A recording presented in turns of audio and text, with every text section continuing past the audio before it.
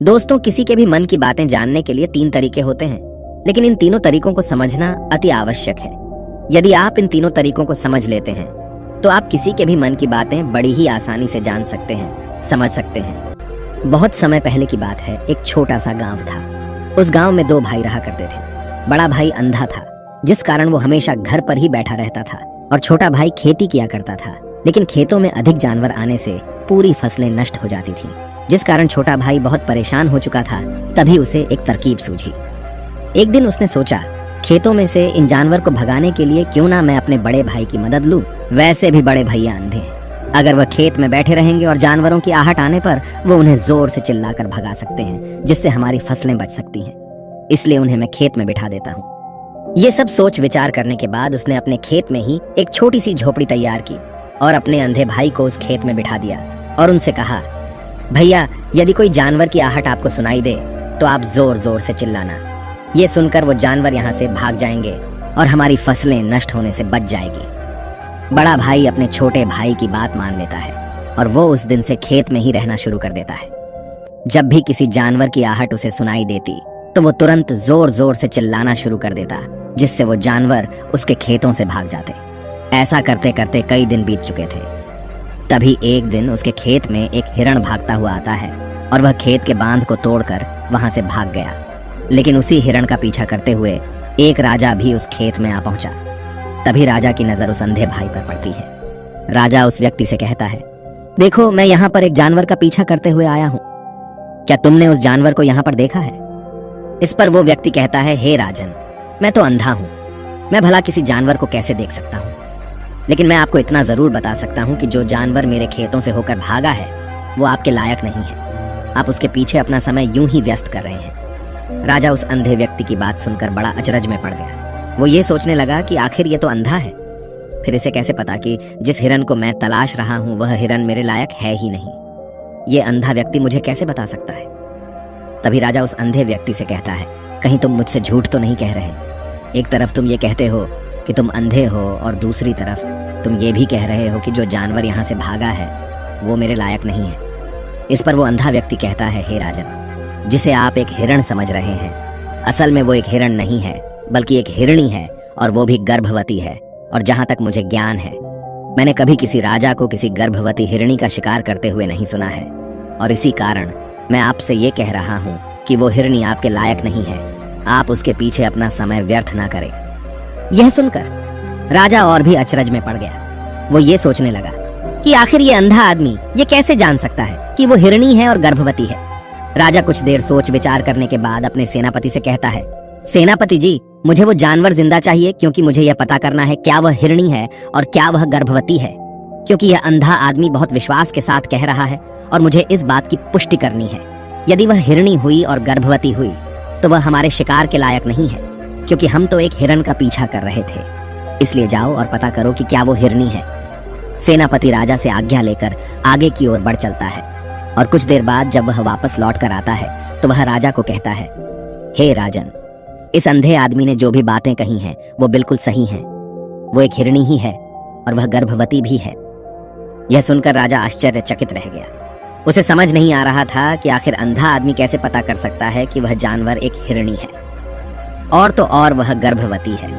भला एक अंधा आदमी यह कैसे देख सकता है, यह कैसे जान सकता है? आखिर इसे यह कैसे पता चला? ऐसे कई सारे प्रश्न अब राजा के मन में उमड़ने लगे। अब राजा ने यह ठान लिया था कि मुझे इस बात की तह तक पहुंचना ही है कि आखिर यह अंधा आदमी कैसे जानता है कि वह जानवर एक हिरणी है। ये सोचकर राजा उस अंधे आदमी के पास जाता है और उस अंधे आदमी से कहता है, देखो, मैं ये तो नहीं जानता कि तुम सचमुच अंधे हो या नहीं, लेकिन मैं तुमसे एक बात जानने आया हूँ। क्या तुम मेरे प्रश्न का सही सही जवाब दोगे? इस पर अंधा व्यक्ति कहता है, हे राजन, आप जो कुछ पूछना चाहते हैं मुझसे पूछ सकते हैं, मैं आपको बिल्कुल सच सच जवाब दूंगा। इस पर राजा कहता है, देखो, एक तो तुम कहते हो कि तुम अंधे हो और दूसरी तरफ तुमने यह बता दिया कि जिस जानवर का पीछा मैं कर रहा हूँ वह एक हिरणी है, और तो और वह गर्भवती भी है। आखिर तुम्हें यह कैसे पता चला? तुम्हारे खेत में और भी तो जानवर आते होंगे, और भी तो जानवर यहाँ से गुजरते होंगे, फिर तुमने यह कैसे अंदाजा लगाया? तभी वह अंधा व्यक्ति राजा से कहता है, हे राजन, आप जिस हिरणी का पीछा कर रहे थे वही हिरणी जब मेरे खेत में आई, उसकी रफ्तार और उसके भागने की आहट से मुझे यह एहसास हो चुका था कि यह एक हिरणी है, और मेरे खेत की जो बांध है वह बहुत छोटी है, उसकी ऊंचाई ज्यादा नहीं है। यदि कोई हिरण होता तो उस बांध को बड़ी आसानी से लांघ जाता, लेकिन वह हिरणी इस बांध को तोड़कर भागी है, और यदि वह इस बांध को छलांग लगाकर पार करने का प्रयास करती तो इससे उसके बच्चे को खतरा होता, और इसी बात से मैंने यह पता लगा लिया कि वह गर्भवती है।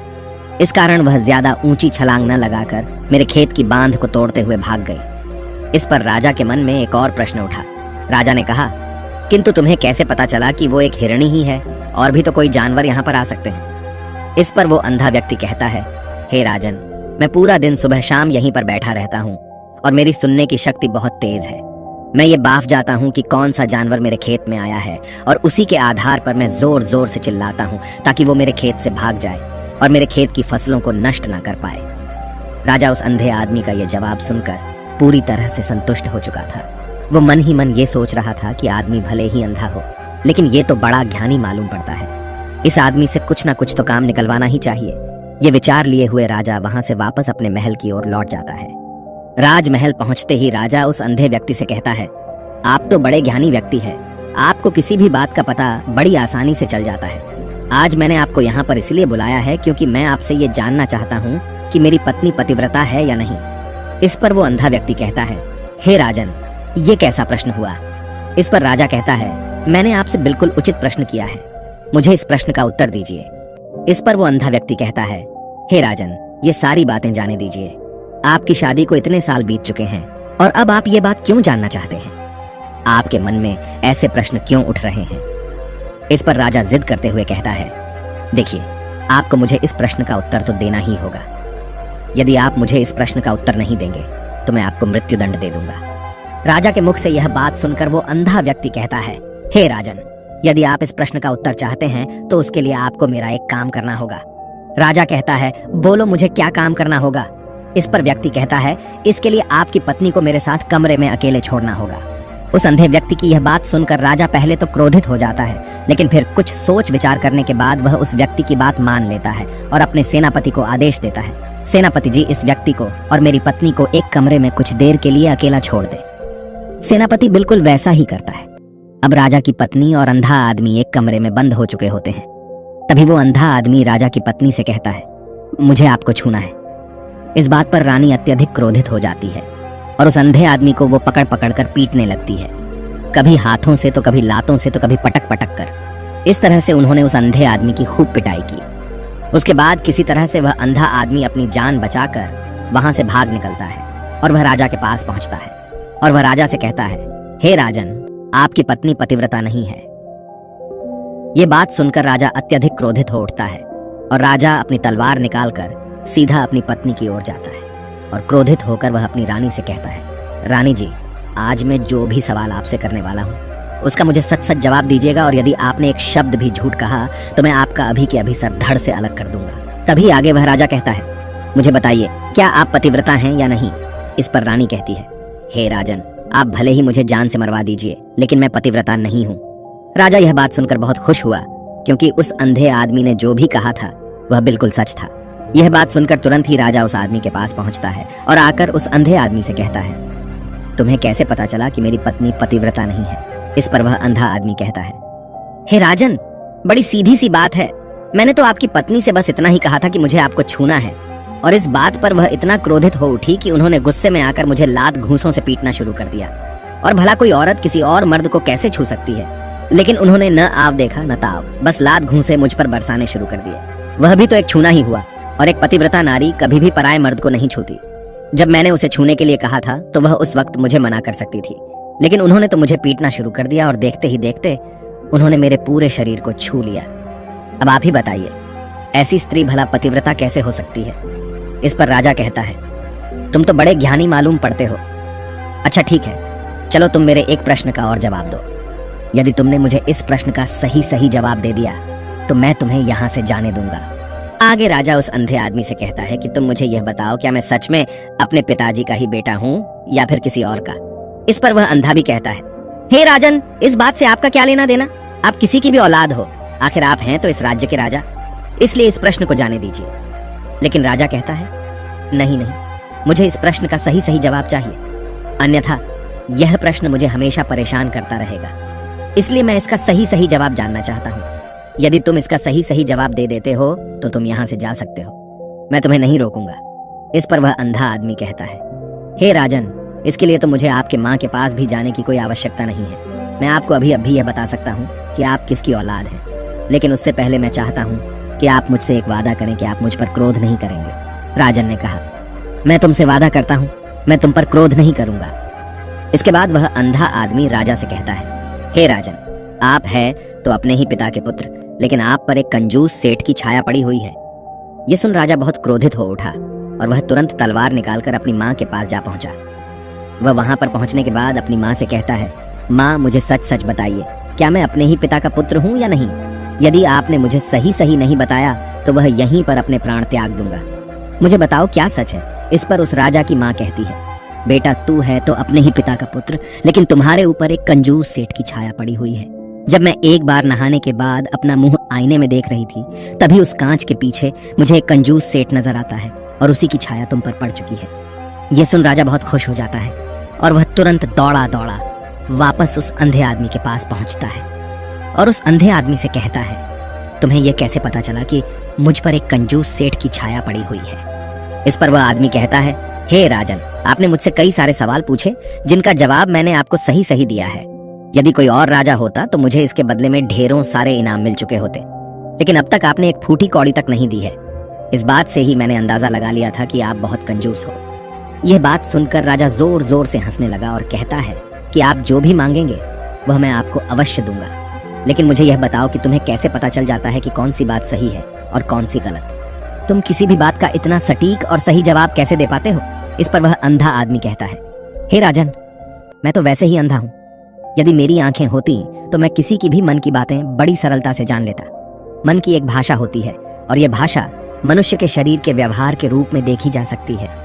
उसकी आंखों से, उसके होठों से, उसके काम करने के तरीके से, उसकी क्रियाओं से पता किया जा सकता है कि उसके मन में क्या चल रहा है। उसके आधार पर हम किसी के भी मन की बातें जान सकते हैं। लेकिन मैं तो अंधा हूँ, मैं देख नहीं सकता, इसलिए मैं क्रियाओं से देखता हूँ। यदि मुझे कोई बात जाननी हो तो अगले आदमी को कुछ काम देना पड़ता है, जिस पर वह व्यक्ति किस प्रकार काम करता है, किस तरीके से इस काम को करता है, उसके आधार पर ही मैं यह पता कर पाता हूँ कि उसके मन में क्या चल रहा है। तभी वह राजा कहता है, तो क्या इसका अर्थ यह हुआ कि मैं भी किसी के मन की बातें जान सकता हूँ? इस पर वह अंधा आदमी कहता है, हे राजन, अवश्य आप भी किसी भी व्यक्ति के मन की बात जान सकते हैं, किंतु उससे पहले आपको अपने ऊपर काम करना होगा, और वह काम है अपने मन को शांत करना, अपने मन को वर्तमान में लाना होगा, जिसके लिए मैं आज आपको 3 तरीके बताने वाला हूँ। और ये तीनों ही तरीके बड़े ही आसान और सरल हैं। किंतु हे राजन, उससे पहले आपको एक काम करना होगा, अपने मन को एकाग्र करना होगा। जब हम अपने मन को एकाग्र करते हैं, अपने मन को वर्तमान में लाते हैं, तो हम दूसरे के मन की बात जान सकते हैं, क्योंकि वह आदमी अभी भी अपने मन में वर्तमान में ही सोच रहा है, और हमें भी मन को वर्तमान में ही लाना होगा, तभी हम उसके मन की बातें जान सकते हैं। यदि हम अतीत में हुई घटनाओं के बारे में सोच रहे हैं, तो वह जो अगला आदमी वर्तमान में सोच रहा है, वर्तमान में अपने मन में बात कर रहा है, वह हम कैसे जान पाएंगे? क्योंकि हम तो अतीत की घटनाओं में डूबे हुए हैं। इसलिए किसी के भी मन की बात जानने के लिए सबसे पहले हमें हमारे मन को एकाग्र करना होगा, उसे वर्तमान में लाना होगा। आगे वह व्यक्ति राजा से कहता है, हे राजन, जो 3 तरीके मैं आपको बताने वाला हूँ, इन 3 तरीकों से बड़ी आसानी से किसी के भी मन की बातें जान सकते हैं। उसके बाद वह अंधा आदमी राजा से कहता है, हे राजन, जो सबसे पहला तरीका है वह है आंखों पर ध्यान देना। किसी व्यक्ति से बात करते वक्त उसकी आंखों में देखना, उसकी आंखों पर ध्यान देना जो सबसे ज्यादा जरूरी है, क्योंकि आंखें बोलती नहीं पर बहुत कुछ कह जाती हैं। यदि हम किसी व्यक्ति की आंखों के इशारों को समझना सीख जाएं, हम यह जान पाएंगे कि व्यक्ति के दिमाग में क्या चल रहा है, वह क्या सोच रहा है और अभी वह क्या करने वाला है। मेरे पास आंखें नहीं हैं, लेकिन मैंने अपने गुरु से यह विद्या सीखी है, क्योंकि बहुत सालों पहले मेरे पास आंखें थीं और मैं उस वक्त लोगों के मन की बातें केवल उनकी आंखों से ही जान लेता था। इसलिए यदि आप भी दूसरों की मन की बातें जानना चाहते हैं, तो आपको भी उनकी आंखों पर गौर करना चाहिए, जैसे कि उनका आकार कैसा है, वह कब, कहां और किधर देख रहे हैं। यदि उसकी आंखें यहाँ वहां घूम रही हैं, जब आप उससे बातें कर रहे हैं, तो वहां वह इधर उधर मोड़ रहा है, कभी ऊपर तो कभी नीचे या कभी आसपास, या फिर उसकी आंखें खुश नजर आ रही हैं या फिर आंखें निराश नजर आ रही हैं, जैसे कि चोर होता है। उसकी आंखों में जब हम देखते हैं तो हमें यह पता चलता है कि अगले आदमी ने कोई गलती की है। ठीक उसी प्रकार जब हम किसी चालाक व्यक्ति की आंखों में देखते हैं तो आपको पता चलेगा कि उसकी आंखों में एक भाषा होती है। एक बहुत ही सीधा और आसान तरीका होता है। यदि आपको यह पता लगाना है कि सामने वाला व्यक्ति आपसे झूठ कह रहा है या फिर सही, तो आपको उसकी आंखों पर ध्यान देना अति आवश्यक है। यदि आपसे बात करते वक्त वह व्यक्ति अपनी आंखें यहाँ वहां घुमा रहा है, ऊपर नीचे, इधर उधर, दाएं बाएं, हर जगह देख रहा है, तो इसका अर्थ यह हुआ कि वह उस बात से निकलने का कोई रास्ता ढूंढ रहा है, वो कोई झूठ बना रहा है। यदि सामने वाला व्यक्ति आपसे कुछ झूठ कहने का प्रयास कर रहा है तो वह आपसे नजर नहीं मिलाएगा। वह यहाँ वहां देखेगा, ऊपर नीचे देखेगा, लेकिन वह आपकी आंखों में आंखें डालकर कभी नहीं देख पाएगा, क्योंकि उसे डर है कि यदि उसने आपकी आंखों में आंखें डालकर देखी तो उसका झूठ पकड़ा जाएगा और लोगों को सच्चाई का पता चल जाएगा। और इसी प्रकार कुछ और भी भाषाएं होती हैं।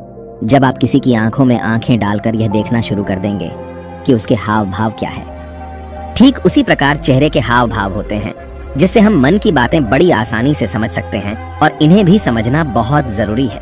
कभी कभी कोई व्यक्ति अपने चेहरे से जैसे आंख, होंठ और बहुत से कुछ अलग अलग व्यवहार करता है। यदि आप किसी व्यक्ति के चेहरे में गौर करेंगे तो आप आसानी से समझ पाएंगे कि वह व्यक्ति निराश है, जब व्यक्ति बहुत उदास है, या फिर वह बहुत खुश है, या फिर उसे कोई बहुत बड़ा दुख है। वह अपने अंदर क्या महसूस कर रहा है, ये सारी बातें हम उसके चेहरे के हाव भाव से पता कर सकते हैं। फिर चाहे इंसान जुबान से कुछ बोले या ना बोले, लेकिन आप उसके चेहरे से सब कुछ पता कर सकते हैं। आगे व्यक्ति राजा से तीसरा तरीका बताते हुए कहता है, हे राजन, इसी प्रकार तीसरी भाषा भी है, अर्थात तीसरा तरीका भी है, और वह है हाथों के इशारे और शरीर का व्यवहार।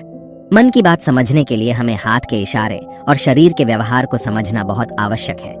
कोई व्यक्ति जब बात करता है तो आपने देखा होगा कि वो अपने हाथों को हिलाता रहता है, अपने हाथों से इशारा करता रहता है। बातों के साथ साथ अपना शरीर का जो व्यवहार है, अर्थात बॉडी लैंग्वेज, उसका भी पूरा उपयोग करता है, जिससे हमें यह पता चल पाता है कि वह व्यक्ति हमारी बातों पर कितना ध्यान दे रहा है और उसके मन में क्या चल रहा है। शरीर के व्यवहार को देखने के लिए उसके हाथ मटकाने, शरीर मटकाने और चेहरे पर बार बार हाथ लाने, हाथों का एक दूसरे से मसलना, ऐसी बहुत सी क्रियाएं होती हैं, उस पर हमें ध्यान देना अति आवश्यक है। मन की बात को समझने के लिए हमें शरीर के व्यवहार को भी समझना पड़ता है।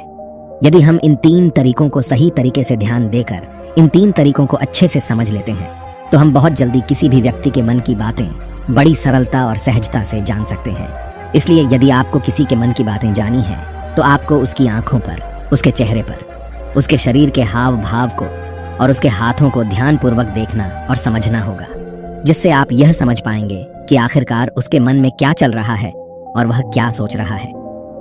लेकिन उनसे पहले आपको अपने मन को एकाग्र करना होगा, शांत करना होगा और अपने मन को वर्तमान में लाना होगा। तभी आप उस व्यक्ति की इन सभी क्रियाओं पर ध्यान दे पाएंगे, उन्हें समझ पाएंगे। अन्यथा आप यदि अतीत की घटनाओं में व्यस्त हैं, भविष्य की योजनाओं में व्यस्त हैं, तो आप उस व्यक्ति के हाव भाव पर कभी ध्यान ही नहीं पाएंगे और न ही आप कभी यह समझ पाएंगे कि आखिर उस व्यक्ति के मन में क्या चल रहा है, वह क्या सोच रहा है।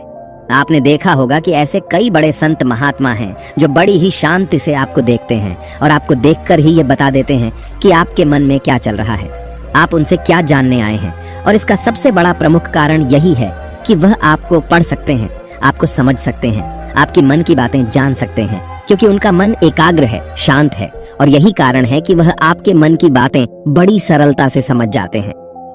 यदि आपने अब तक पूरी कहानी को सुना है तो मैं आपसे एक छोटा सा अनुरोध करना चाहता हूँ। कृपया इस चैनल को सब्सक्राइब करें ताकि मैं आपके लिए और भी ऐसी ही ज्ञान से भरपूर कहानियां लेकर